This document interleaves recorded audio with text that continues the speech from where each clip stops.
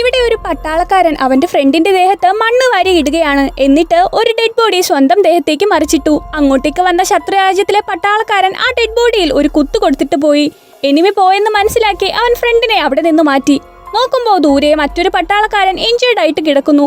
അയാളെ രക്ഷിക്കാൻ വേണ്ടി പോയതും ശത്രുക്കൾ ഇവനെ കണ്ട് വെടിവെക്കാൻ തുടങ്ങി. അവൻ വേഗം ഒരു ടണലിന്റെ ഉള്ളിലേക്ക് കയറി. പുറകെ ഉരുണ്ടു വന്ന ഗ്രനേഡിൽ നിന്ന് തലനാരിഴയ്ക്ക് ഡെസ്മണ്ട് രക്ഷപ്പെട്ടു. ശത്രുക്കളുടെ അടുത്ത് നിന്ന് ഒളിച്ചു നിന്നപ്പോൾ മുറിവേറ്റ മറ്റൊരു പട്ടാളക്കാരനെ അവൻ കണ്ടു. അത് ശത്രുരാജ്യത്തിലെ പട്ടാളക്കാരനായിരുന്നിട്ട് കൂടി ഡെസ്മണ്ട് അയാളെ സഹായിച്ചു. രാത്രി ജീവനുള്ള പട്ടാളക്കാരെ നോക്കി അവൻ നടന്നു. ക്ഷീണിച്ച് അവശനായെങ്കിലും ഒരൊറ്റ ജീവനുള്ള ഏതൊരു സോൾജറിനെയും അവൻ രക്ഷിക്കാൻ ശ്രമിച്ചു. ക്ലിഫിന്റെ താഴേക്ക് മുറിവേറ്റ സോൾജേഴ്സ് വന്നുകൊണ്ടിരുന്നു. ആരാണിത് ചെയ്യുന്നതെന്ന് ക്യാപ്റ്റൻ ചോദിച്ചു. ഒന്നിനും കൊള്ളാത്തവനെന്ന് എല്ലാവരും മുദ്രകുത്തിയ ഡെസ്മണ്ടാണ് എല്ലാവരെയും രക്ഷിക്കുന്നതെന്നറിഞ്ഞ് ക്യാപ്റ്റൻ ഞെട്ടിപ്പോയി. നേരം വെളുത്തതും ഡെസ്മണ്ട് അവന്റെ സർജന്റിനെ കണ്ടെത്തി. ദൂരത്ത് തന്നെ ശത്രുക്കളുണ്ട്. ഇത് കണ്ട് അവനൊരു തോക്ക് കയ്യിലെടുത്തു.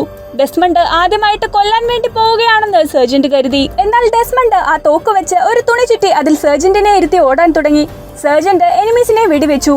ഡെസ്മണ്ട് സർജന്റിനെ താഴെ എത്തിച്ച ശേഷം മറ്റൊരു മുറിവേറ്റ സോൾജറുമായി താഴേക്കിറങ്ങി. അങ്ങോട്ടേക്കെത്തിയ എനിമീസിനെ താഴെ നിന്ന സോൾജേഴ്സ് വെടിവെച്ചിട്ടു. ഡെസ്മണ്ട് വീണ്ടും മുകളിലേക്ക് പോകാൻ തുടങ്ങിയതും ക്യാപ്റ്റൻ അവനോട് റെസ്റ്റ് എടുക്കാൻ പറഞ്ഞു. മറ്റു സോൾജേഴ്സ് ഇവനെ ബഹുമാനത്തോടെ നോക്കി. അന്നവൻ 80ഓളം പട്ടാളക്കാരെ മരണത്തിന് വിടാതെ രക്ഷിച്ചു.